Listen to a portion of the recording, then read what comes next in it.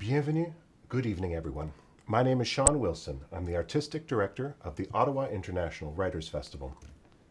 Welcome to our third and final virtual season. We very much look forward to seeing you all in person again soon. We are broadcasting from the unceded and unsurrendered territory of the Algonquin Anishinaabe. We at the festival recognize our obligation as settlers on this land to work to repair the harms perpetrated upon Indigenous communities and acknowledge the ongoing trauma colonialism has inflicted and continues to inflict on First Nations, Métis, and Indigenous peoples. I want to begin, as always, by thanking you all for supporting authors and booksellers through these difficult times. Our official bookseller is Perfect Books on Elgin Street, but I know wherever you are right now, there's an independent bookseller nearby who would be more than happy to sell you 10 or 20 copies of Mr. Chrétien's book. The festival is supported by generous individuals like you, so I hope you'll consider subscribing to our newsletter and making a donation. We can't do this without you.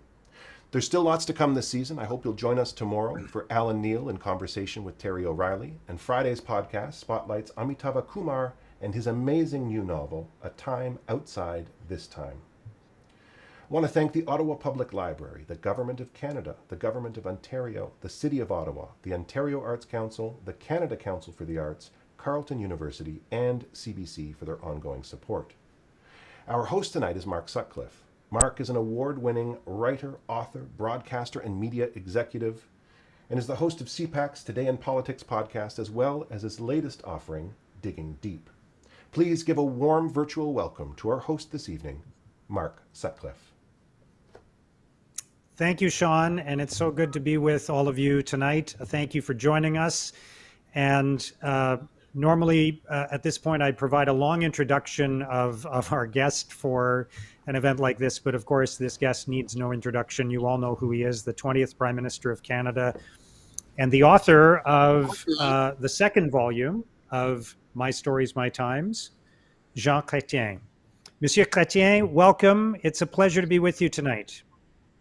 I'm very pleased to be with you, and it's always interesting to have a good discussion with people who read books. It's why we have readers that we write, otherwise we'll not write. So I'm happy to be with you and reply to the questions that will come from you or the member of the audience. And it's unfortunate that we can't do this in person, but perhaps for Volume 3, that could be possible. This is my fourth book since I've started to do that. And what is funny is that in the book, I write that one journalist who could not find any more a negative epithet concerning me claimed that I never read a book. So I invite him tonight to read the fourth book that I've written. For a guy who never read a book, it's not too bad. Now, on a serious note, Monsieur Chrétien, I wanted to offer my condolences on the loss of your wife, Aline. It's been about a year now, and you dedicate the book to her. You talk about her legendary support and how she's your Rock of Gibraltar. And I wondered if you could talk a little bit about Aline and some of your favorite memories. But, I met her, she was 16 and I was 18. I've been lucky. I said the first girlfriend I had, I hit the jackpot, so I didn't have to look around anymore. And that last 63 years of marriage, and she was my girlfriend for 5 years. But during that time, I was in a boarding school and after that at university, not in the same city. So we will write to each other 3-4 times a week. So it's where I developed the liking of sitting down and recollecting on telling her what happened to me, and she was doing the same thing, exchanging. And it's where I developed this situation that I like very much, to sit at a table, be alone, having my dictionary next to me, and and writing souvenirs. And I tried to put a little bit of humors, but she was encouraging to do that to me. She thought it was for me a way to relax, and reading books was part of our both lives, and we had a great pleasure to go to a music, to a concert and or theaters and reading books. And she was a great companion for me. I said I would have never been prime minister without her good judgment. And she was the one able to tell me the truth in a very nice way. And, and people in my office will always say when they were desperate about a situation, they will talk to, as they call, Madame Helene. And if they had Madame Helene on side, they thought they had solved the problem. And because she had a great impact on me. And, it's very rare that in life you have a companion like that it was an extremely nice person and, doing very well in public outing and being there and, difficult circumstances many times. It's so tough a game to be 40 years in politics. So sometimes I was discouraged. And a few times she said, no, you keep going. One day she served me a breakfast in my bed. One time in my lifetime, I had said, I don't get up this morning. It's over. I'm quitting. And she went down, prepared a breakfast, taking to the bed, and I had said, now you go to work. And little Jean went to work. And I remember that day, I was definite. I had decided that it was over. And I just moved, and within even the same day, the difficult circumstance that I was in was turning. And if she had not done it to me, I said, it was the only time she served me breakfast in the bed. And it was a damn important moment. So she was. It's a beautiful memory.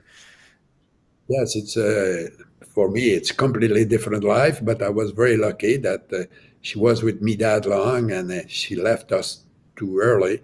But she was a great person, and the testimony that she received when she passed away illustrate that she was extremely well respected in the land. For a girl that was coming from the poverty of the 30s, from in the milieu that was rather tough, she was telling me, Jean will get out of here. And I guess she got out of there reasonably well to become the First Lady of Canada. Very much so. And I know a lot of people admire you for your energy, and I wanted to ask you, what secrets do you have to share about that? Because you've always been very active, and you're still, from what I can tell, very healthy at your age. So how do you do it? Not much. Don't abuse, just use. It is, I'm never, I always did not have too much food. I exercise a little bit every day. I have a trainer now twice a week, and I walk, and I go to bed, close the light around 10 o'clock. And, I developed the habit in public that not to listen to the news at night. Because it's very rarely that when you listen to the news, it's a good news. As I like to say, I've been in politics since 1963, and never saw in the morning headlines that we're doing well here in Canada. It might have been a good day in that long period of time, but I never saw that at the headline of any newspaper or on TV. So I would not listen to the news, and I will have a good night. And in the morning, I will wake up and go to work. And I will tell my staff, give me 2 bad news if you have a good news. So they will give me nothing because it's not but I'm joking. But, I will do my best. And at the end of the day, I would say I've done my best. But I always make sure that I slept well and I exercised enough and I was not abusing of anything. Moderation is the best thing in life. Great advice. You tell many stories about many different people in your new book, and I want to talk about a few of them and talk about some of those people. I thought we could start with Mitchell Sharp, who was an advisor to you for many years, a mentor. And can you tell the story of why you still owed him $5 when he passed away? When I became prime minister, I invited Mitchell to come and work for me for $1 a year, because he had done it when he left Winnipeg to come to Ottawa during the war. He came as a $1 a year type, and he became rapidly the deputy minister. He was a deputy minister at the famous CDAO for years, and after that he went out of politics, and he came back with Mike Pearson. And when I was a young MP, I became the parliamentary secretary to Mike Pearson, the prime minister. And after the election of 65, he said to me, Jean, if you work hard, I would send you with Mitchell Sharp, and if you work hard, you might become the first French-Canadian Minister of Finance. And so happened. But my teacher was Mitchell. And I was always in his office as a piece of furniture, listening to all the debates. It's very rarely he asked me to leave. And after that, because his wife was not in good health, very often she was in the office. You know, she was suffering of Alzheimer's, so she would be in the corner and this. And I will have you, because we had to stay at night in the House of Commons, because there was vote. We were sitting until 10 o'clock on Monday night, Tuesday night, and Thursday night. So after dinner, and very often he would have the dinner in his office and for his wife, and I would join them. And I will discuss with him what happened during the day. He would say, Jean, we did that for this and that. It was much better than a course at the university. And it's where I learned. So when I became prime minister, I knew he had a lot of experience. I hired him for $1 a year, and he sat, in the next door office, and I will put my head in and say, Mitchell, I have this problem. What do you think about it? And he would say, Jean, okay. He would call me, come to visit me 2 days after that, and he will tell me, Mackenzie King in 1943 had a similar type of problem, and he did that because, human nature is the same. We are in a new area, and some people talk all the time about new ideas. And I say we don't need new ideas. We don't need old ideas. We need good ideas. And sometimes you learn from the past. And when you know enough about the past, because your job in politics is to build the future, to do what is needed to see the country progress. And I've seen the progress of Canada in responsible jobs from 1960. I became parliamentary secretary to the prime minister early 65, and until I quit in 2000, just a few days before 2004. And I see that this country has grown and became the envy of the world. I always said that all my career. We always have problems. We'll always have problems. When you're in public life, if you have a hole, you have to fill the hole, you have to dig 2 more holes, and you shovel all the time. But it's the exciting part of life. You never know when it will be over, and you do your best. But can you just share very quickly about how you repaid him the $5 you owed him at the end? Because you have that story in the book. It's a funny story. 5 years. We gave him $5 that we framed, and after that, the second payments, I forgot to pay it.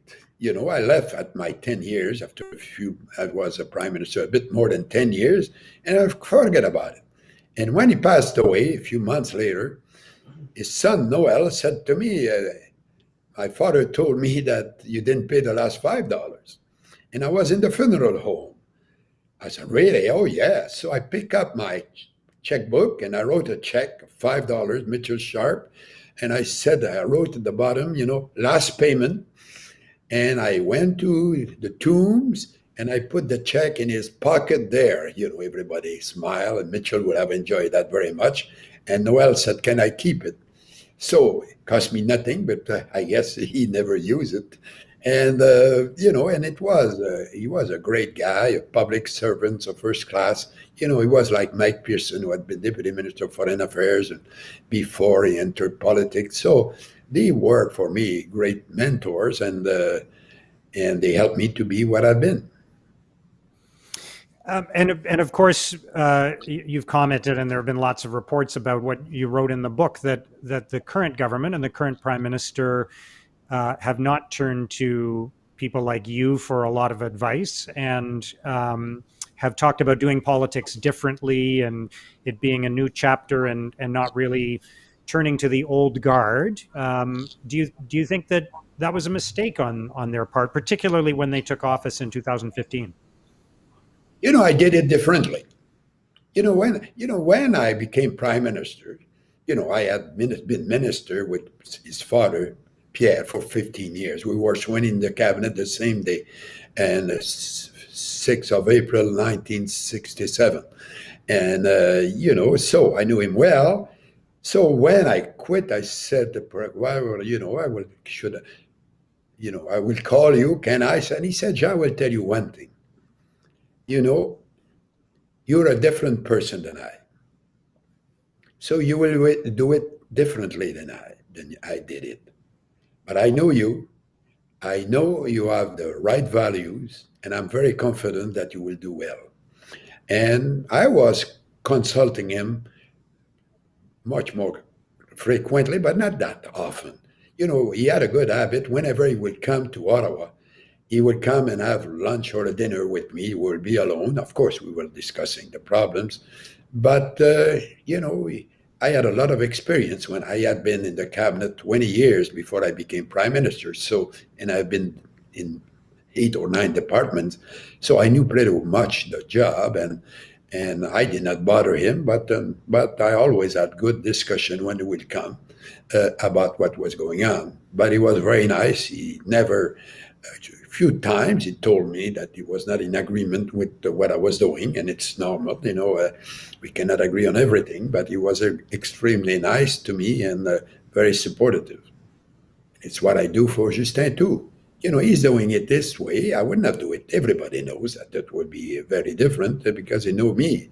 They saw me for 40 years on TV, so they know what kind of a guy I am. And I would things differently, but I'm not to pass judgment because, I don't want to be the mother-in-law. I don't want to be the quarterback on the Monday morning. He's doing his way, and he was elected for the 3rd time, so good for him. Do you think it is possible to do politics differently, or is politics the same no matter what generation it is? The problems are different, the solutions are different, but basically you deal with human beings, with human nature, and with the weakness and the goods of everybody. And it is dealing with people. And humanity does not change much from one generation to the other one. The problem is the tools to operate in life change a lot. When I became a member of Parliament, we had no TV. We didn't have very little radio. Everybody was relying on the written press. The news will not move fast. Now something happened in India, and within seconds, we know the news. So it's a different world. I lived the transition from newspaper, radio, TV, and so on, and the beginning of the internet and so on, when I was there. And it was a big challenge. Now today, you have different type of communication that destroy the communication. And a rumor becomes the truth within minute. There was a president South who was lying, apparently. He lied 15,000 times, according to the Washington Post. And, and to be accused of lying in my days, it was an insult. And for him, he didn't mind. So it's unbelievable. In a House of Commons, to accuse somebody to lie, there will be a debate, and the guy, if he cannot prove it, he will be censured, and he will be kicked out of the House for a week, 2 weeks, a month. I lived that. It was always a very hot debate if someone was accusing another one of lying. But, if we had done it with Trump, he would have never been in the White House all the time he was president. So do you worry about the more divisive nature of politics today compared to in the past? And do you worry about that potentially being in Canada in some way, coming to Canada? I'm very worried about what's going on south of the border. You know, this divisiveness that exists and how nasty they are, you know, they no respect for truth. And, you know, I'm listening on TV now, the push that he tried to organize to remain president. You know, it's evident in my mind that it was a push that failed. And, you know, they rely on the vice president not to call a meeting to order. And he would have proclaimed emergency, and he would have claimed that I have to stay president until there's an election that would never have happened. I think that was the plan. And they failed. But in Canada, where we were more, let me use the word civilized than that, we live with, we need to understand each other. And, you know, we're a much better society than theirs. We have less very rich and less very poor. And we operate with two official languages. We believe that multiculturalism, you know, it's something that you can be proud of what you are and join the rest of the society. You know, I am myself from a minority. I'd be very comfortable anywhere in the land. You know, it's arrived in Ottawa, I could barely speak English. And I became Prime Minister of Canada, being from rural Quebec. So, you know, it's a land of opportunity, but you have to work for it. And but we don't have ghettos in Canada. We have, of course, you know, some people are discriminated against. You know, when I was a young man, the people of Upper Town was looking down on us on the Lower Town, and it's like that in any, you know, in the villages, even sometimes in the neighbors. And but generally speaking, Canada is a country where the people are generous, tolerant, accept diversity, and are, you know, are able to share more than most of the countries of the world. Perhaps not enough, it will never be enough, but it is much better. And I always finish my speech and talking about that there are millions and millions of people who will give the last penny they have to come and share our so-called miseries. Sure. So, Monsieur Chrétien, there's, as you know, there's been a lot of reaction in the last couple of days to what you said about what happened when you were a Minister of Indian Affairs and Prime Minister, and some people are raising questions about what you knew about residential schools and reports of abuse at that time. I wanted to give you an opportunity to address that and respond to some of what's been reported in the media on that. You know, now there is a controversy about a letter that was sent to me in the fall of 1968. I was the minister since a few weeks, and I never read that letter, not aware. I checked with my staff of the day. They said at that time, the problem was not the controversy. It was not controversial. And, you know, it was not part of the debate we were having. And even today, I met somebody who had been the deputy minister for 3 years, who said to me, he was in the early 80s, and he said, you know, it was not a debate at all. I was there way after I left. So, you know, I was very preoccupied with schooling. You know, as I like to say, it was a priority for me. There was a dozen who graduated in 68, and there was dozens when I left. You know, I introduced the teaching of the indigenous languages in the different part of my department. You know, for example, when I left, there was we had trained people in native language to become translator at the Assembly of Northwest Territories. You know, I remember I was for the graduation of these natives. I was very proud of it. You know, they gave me a nice souvenir that day that I still cherish. And, you know, and after that, when I became the Prime Minister, I was so preoccupied with the fate of natives that when I had to cut to balance the books, you know, when we were in deep difficulty, that the Financial Times had said we were about to become a third world nation, The only department that I ordered not to cut was the Department of Indian Affairs. First thing, I cut the office of my wife and the two assistants to my wife. I said, we have survived without that, Alina. She said, yes. She said, I can survive without that. And I even canceled a Cadillac of the Prime Minister to cut. And but the one group I didn't want to cut was Native Affairs. But they can do whatever they want. The reality is that me.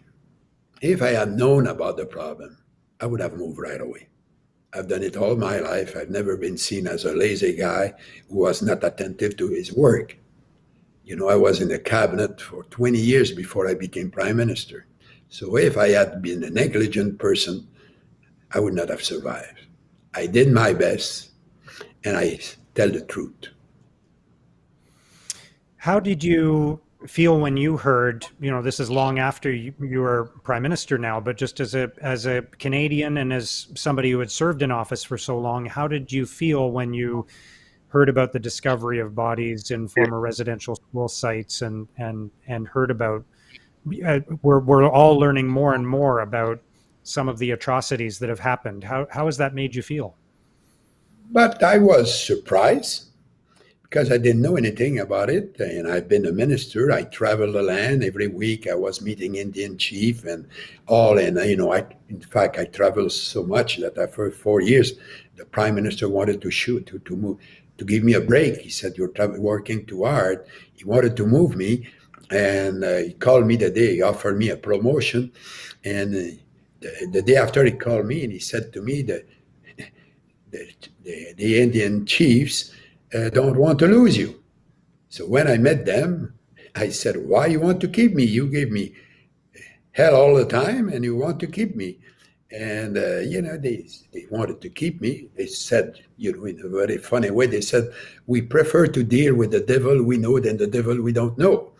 And I stay another 2 years and a half. And really, when people ask me what gave me the most satisfaction in the cabinet, personally, it was that I was minister that long in Indian and Northern Affairs.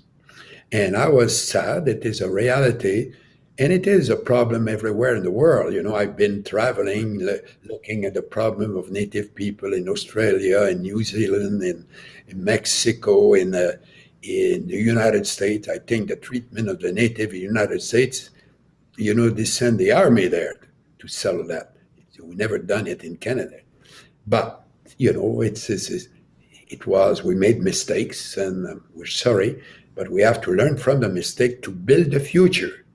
We have to do what is needed for the future, to give them the housing that they deserve, and we should work hard to give them the education that they need and help them to have economic development that will give them the dignity of work.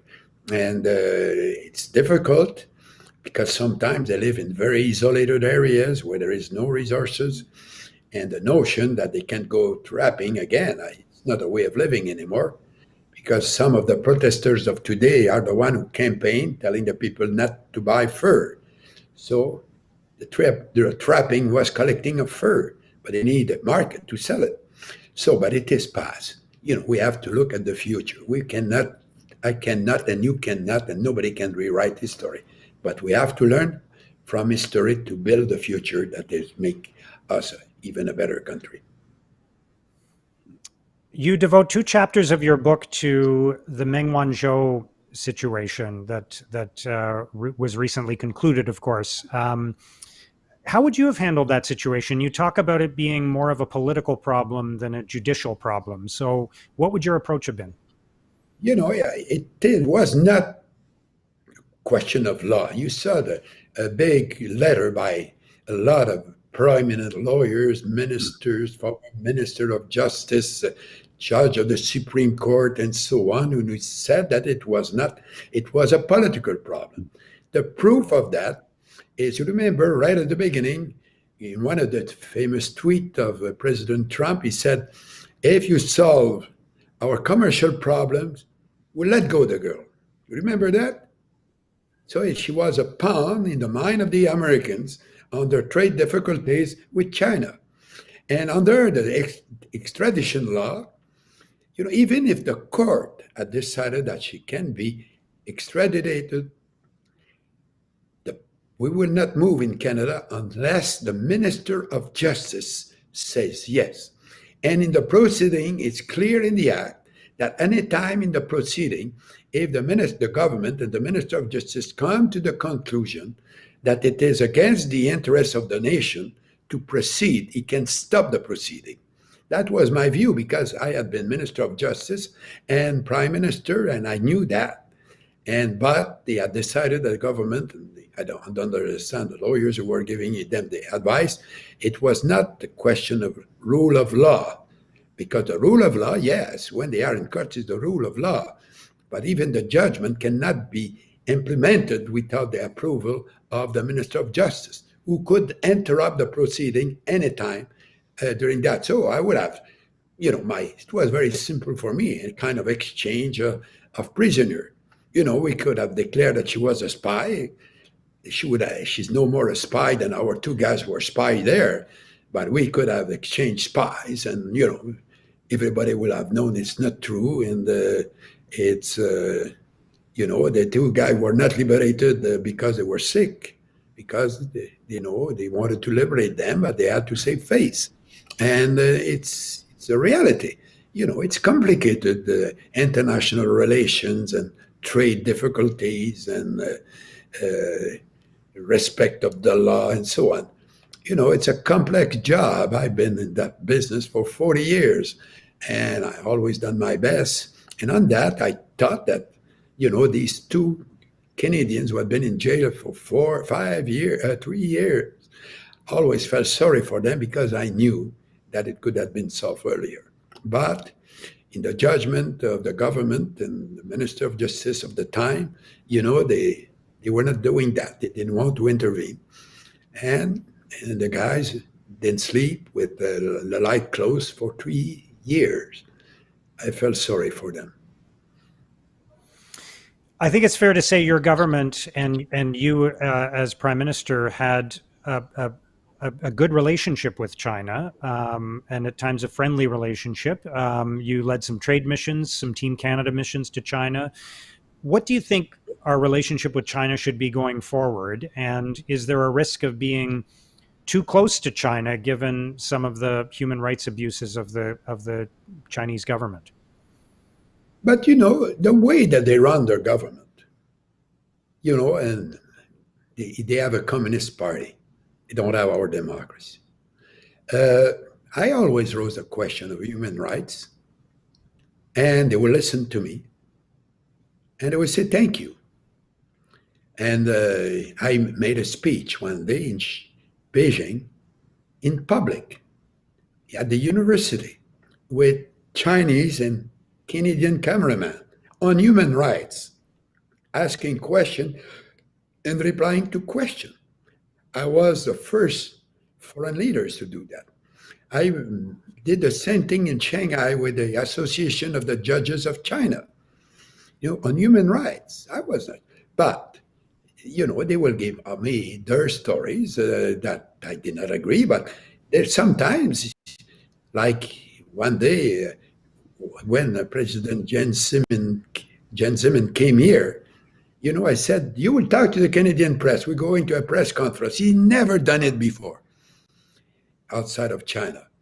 And I said, come, it will not be complicated. We made our little speech. And after that, I gave the floor to the most critical journalist who was there. And he was a bit nervous to have the chance to talk with the president. And he asked me a question about mobility of people. And the president replied, if I recall, he said, yes, but if we had the same mobility of people in China than you have in Canada, 8 million people will arrive in 6 months in Shanghai with only a bag on their back. He said it will be a difficult problem that we don't have to face. It's like arriving for, 5 million people in Toronto tomorrow. So they have different type of problem. But one thing, is that it's a reality. They are big, and they will be much bigger. And now we live in a global society. We see the problem of we need stuff coming from them, and they need stuff, and there is a problem of distribution at this moment. And we have to talk. We have to exchange. We can disagree on politics, but we have to make sure that the benefits that are possible for us and the benefits that are possible for them should be respected. Because poverty, when I started in politics, there was hundreds of thousands of people dying of starvation in China, 40 years ago. And now, they have electricity in every house in China. So they make a lot of progress, and they have created a lot of wealth. Of course, it's not always well redistributed there like here, but globally there is more money in circulation. So we have an interest to work together. They need some of the thing we can produce well, and we need some of the produce they can produce well and much cheaper. So we have to live with reality. We cannot be doctrinaire, and slamming the door never solve any problem. Let's talk about national unity for a moment. You, of course, and you share some stories from both the 1980 and the 1995 referendums. In your book, you played a critical role in both of those events, obviously. What are your thoughts on the unity of the country today, particularly with regard to, as you know, Alberta just had a referendum about equalization payments. There were candidates in the most recent federal election who were advocating for Alberta to separate from Canada. So how would you describe the state of national unity today? Very good. Very good. It's one of the best I've ever seen in all my long career. We passed the Clarity Act. Now the PQ is an number 4 party in Quebec. And nobody talks about separation anymore. In Alberta, it's not very serious because, some say we have to separate to get our oil to the ocean. But, they need a pipeline. They are a landlocked piece of land. They have to go through BC, or if they want to go to the United States, they have to, if they were to try to have a pipeline going to Seattle, I wish them good luck today. So, and equalization payments, you need an amendment to the Constitution to do that. So you need the consent of 50% of the province, representing 7 provinces, representing 50% of the population. Do you think that it will happen? It's just a charade, a waste of time. And it's make the guy absolutely not serious to do that. I laugh when I say that. You cannot believe that. It is virtually physically impossible to have the consent of the federal government, the consent of Newfoundland, PEI, Nova Scotia, New Brunswick, and Quebec. Good luck, sir. And even Manitoba and Saskatchewan. So come on, you have to be serious in life. When it's a joke, I call it a joke. For me, it's been my habit to speak up my mind. So here I do tonight.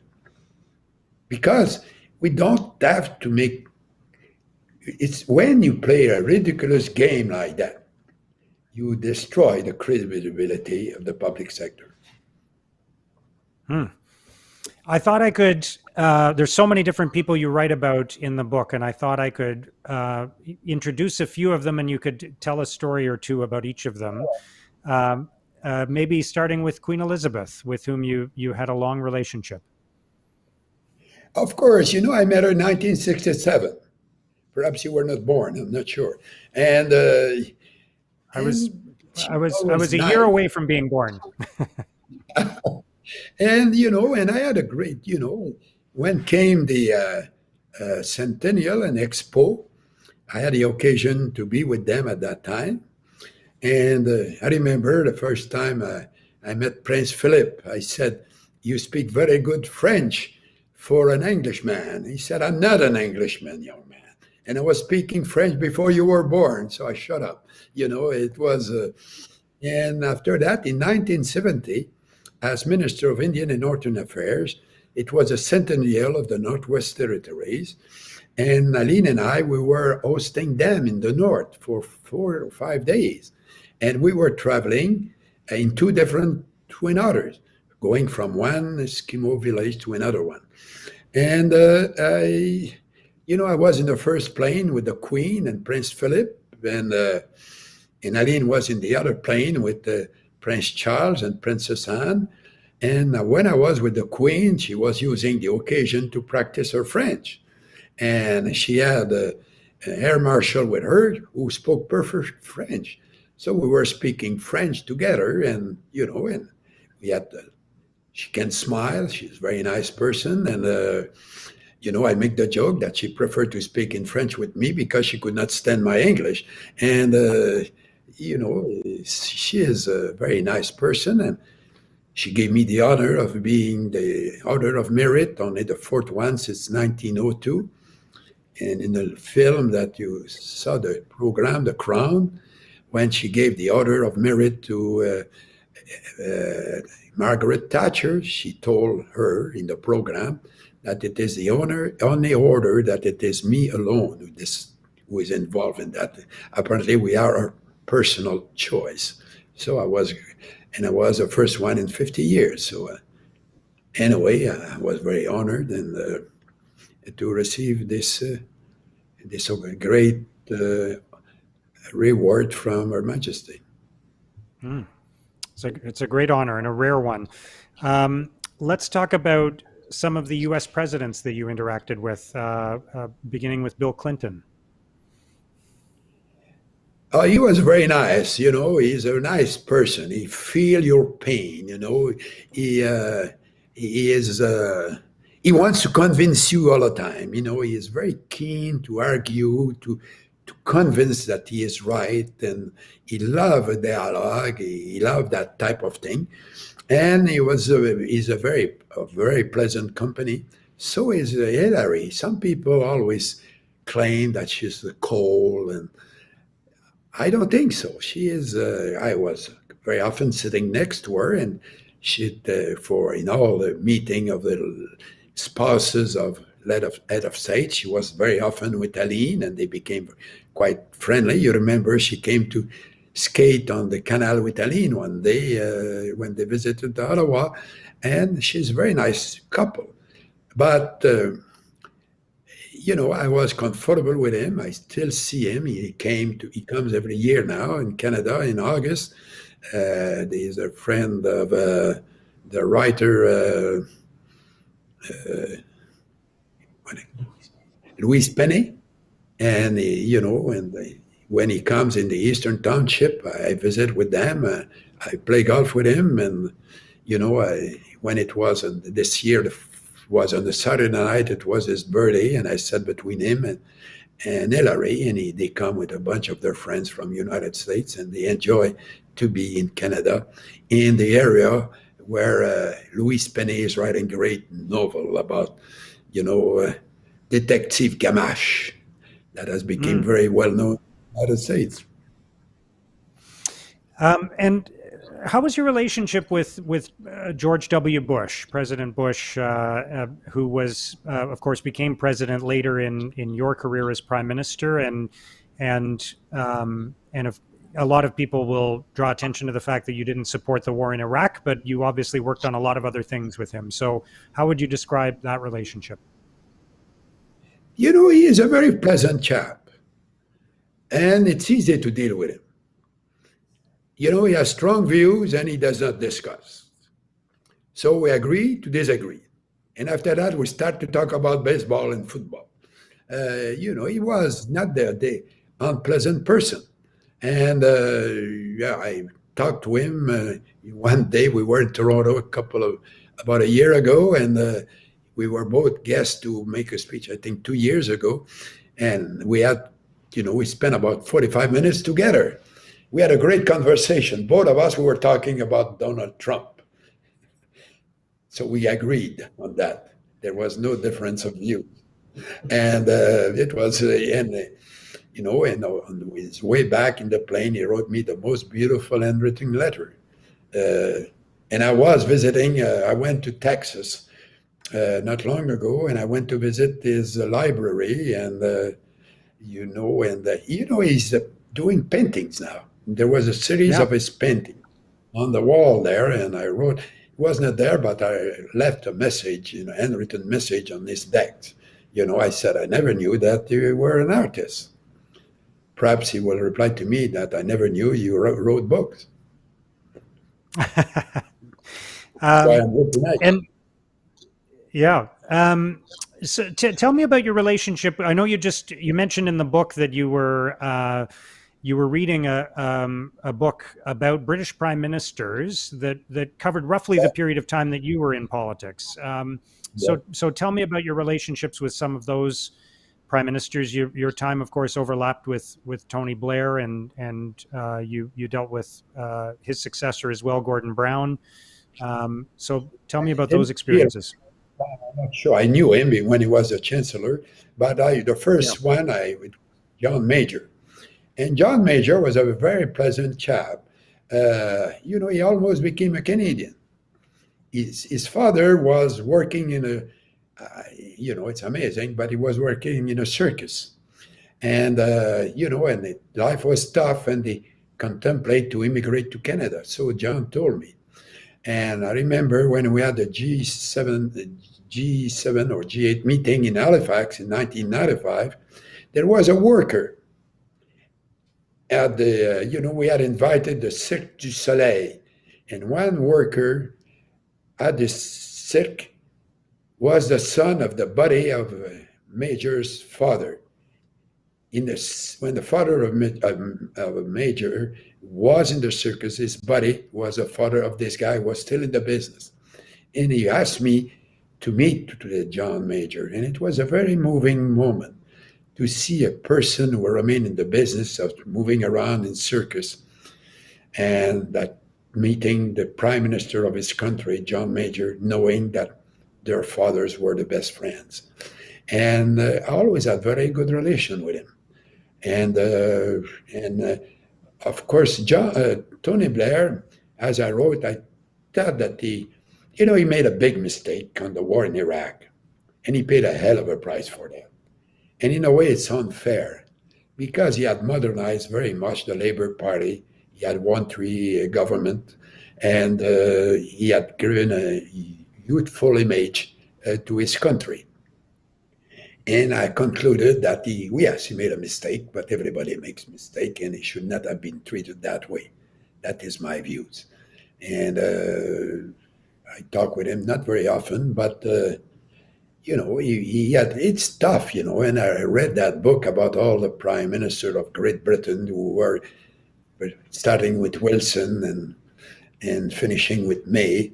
It's about exactly the period I was myself in politics. And, what is impressive there, all of them started as backbenchers. And they did not arrive from the top. They just earned from one level to the other one, critics in opposition, parliamentary secretary at the beginning of their career if they were in government. And they move up to the top. They were all what we call professional politicians. But so was, Churchill. He's been a politic all his life, and, Wilson, and all of them. And here in Canada, Laurier and MacDonald, they were carried, Mackenzie King. It is a very noble profession to be in politics, and I'm very proud that I had the privilege to be in that public service occupation for 40 years. What did you think about the Brexit vote and the situation that the United Kingdom is in now? How do you feel about where England is today? I don't know. It's difficult, but what I never understood. The problem they had is they joined the community, but they were not completely comfortable with it. So they never wanted to. They always wanted to have a special status. You know, they wanted to not do the game exactly like the others. So what happened with that is they were part of the union, but not quite part of the union, because in many ways they wanted to do it their own way. And they had there's a referendum, and a referendum is a very dangerous instrument because the people don't work necessarily on the question. Or you can have a crooked question like we had to face in Canada twice. So it's why I always claim that the majority of one makes no sense. You don't divide a country with, as I used to say, here I am in Canada, there is a vote. One guy voted against us in my writing, and the day after, I'm no more a Canadian because the guy didn't forget his glasses home, and he voted on the wrong line. So you don't break a country. There is no union who will call a strike with only one vote of majority. Qualified majority exists in a lot of laws. The corporation laws for the protection of the minority, you need 2/3 of the vote to kick out something. As I used to say too, the NDP, the leader of the NDP were claiming that one vote was enough. I used to say that's funny because they had an illegal name. They have an illegal name. You know why? It's a new Democratic Party. So it's false advertising. They are new since 60 years. and so they had a meeting on one day to change the name. And they failed. You know why? Because they needed 2/3 of the vote of the assembly to change their name. That was an illegal name, but they were willing to let go Canada with one vote. Come on. You have to be serious in life. At one debate one time, my friend Goldenberg was with Landry. He was giving me hell. I was not there because I did not accept the rule of one vote. And Eddie just fixed him. He said, when you were the leader of the party and the premier, there was a vote confidence, and you said, I need the confidence of 80%, not one over the majority. And he got 76, he resigned. So he was willing that we let go Canada with one vote, but Monsieur, needed 80 for the people to deserve his services. Come on, be serious. Do you worry about the future of the United Kingdom, though, with all that's happened and the fact that they did? I think a lot of people feel that it was a mistake for David Cameron to call that referendum, and for and the situation has not gotten better since, right? I don't know what will happen to them.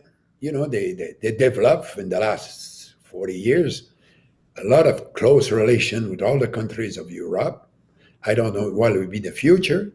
Here in Canada, they can do business with us, but we do 80% of our business is with the United States, and it will not change because they have voted for Brexit.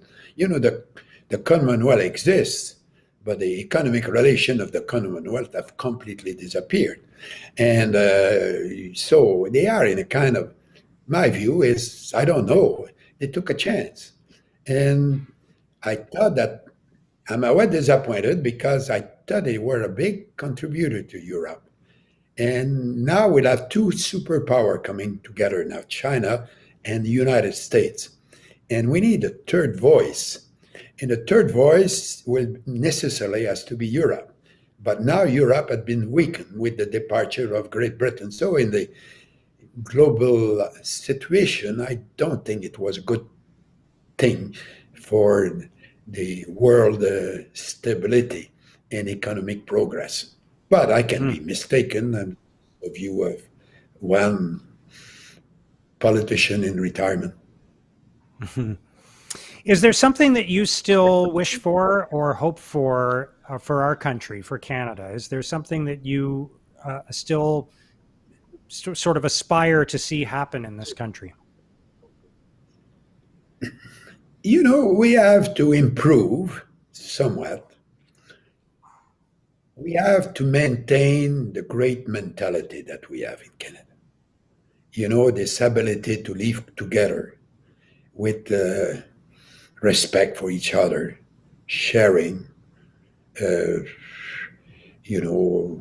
respect of the rights of different culture and mentalities, and respect for the ancestry of the different numbers group.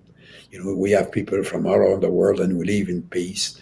And I hope that the mentality that we see south will not come north, and it will be very, very unhappy.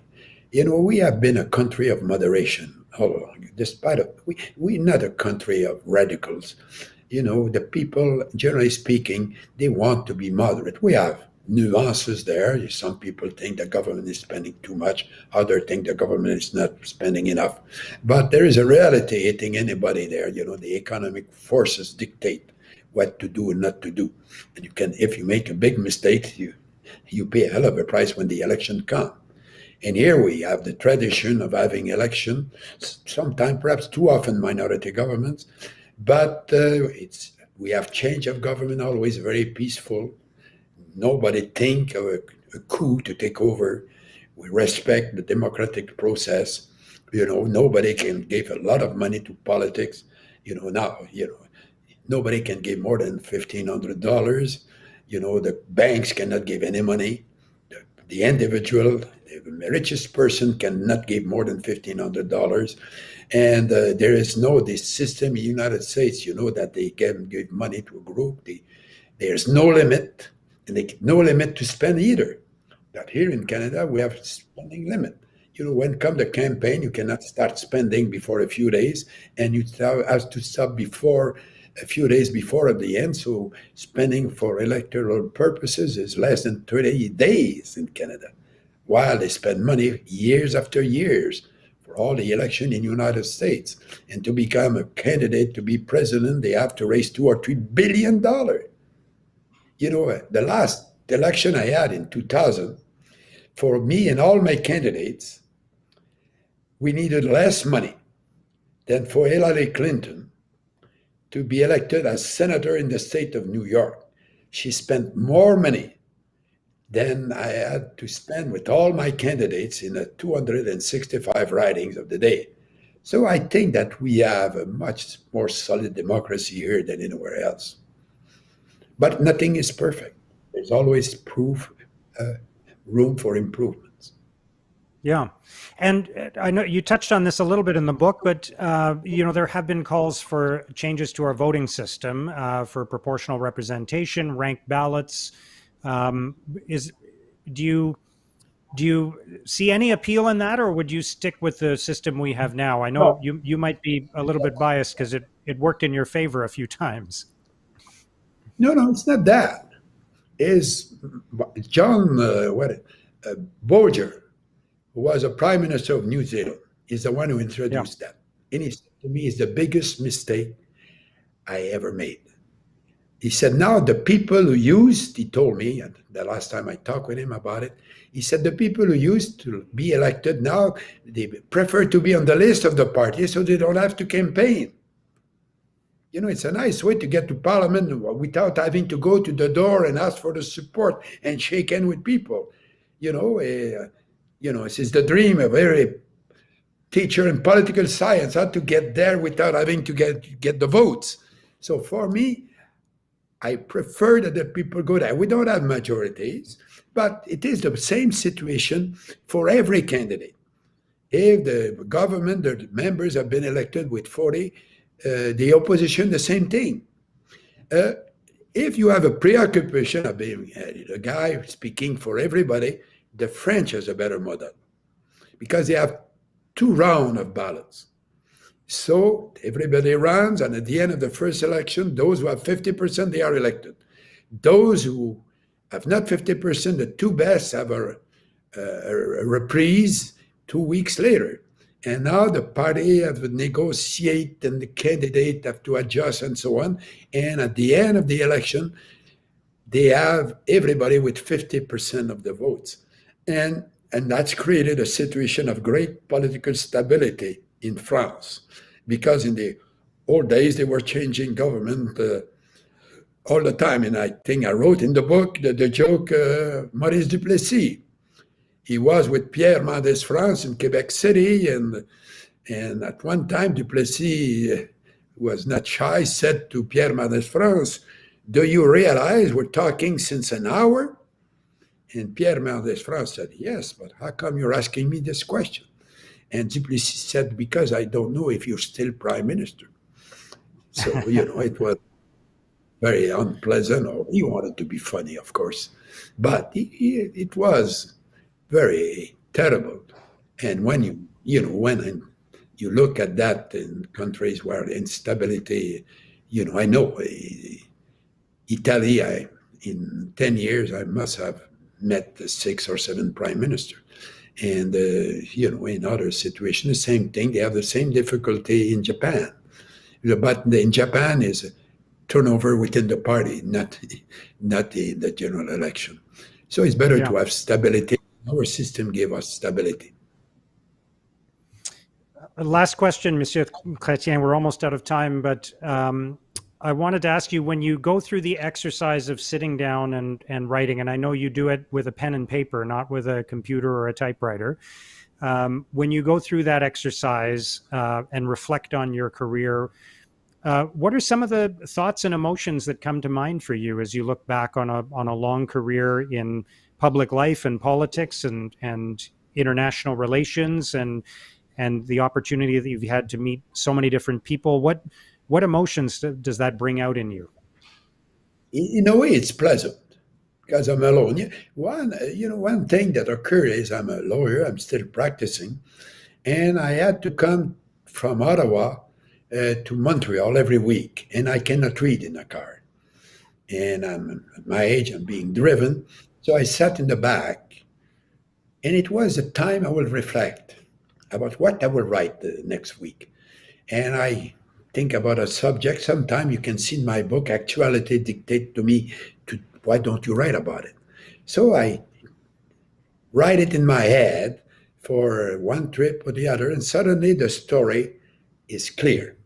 So I will sit down at my table and with my dictionary, because I write in French and the grammar is complicated and the words it's more difficult than English. And I write down, and I could sit down 2 or 3 hours in a bubble, and I'm enjoying it because I live these stories, and I like to have some humor, so I always try to make it pleasant.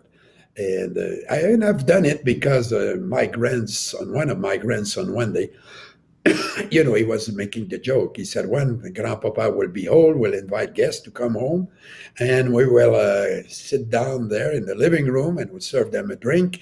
And I will say, now, Grandpapa, tell your stories. Grandmama and I will get out, because we heard them 100 times. So at one time, discussing with them, they said, why don't you put it in writing? And I started.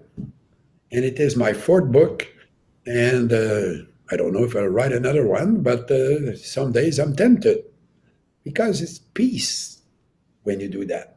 You're alone. You're with your souvenirs. You want to communicate a story. And in me, I want to talk the positive part of life. I think we have a great future. We have developed a great nation, and we should be proud of it.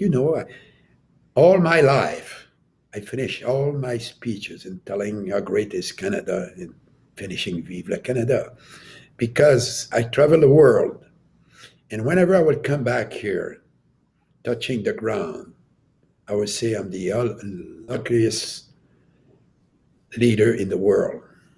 I felt I had virtually no problem compared to the others, because I'm a great believer in Canada.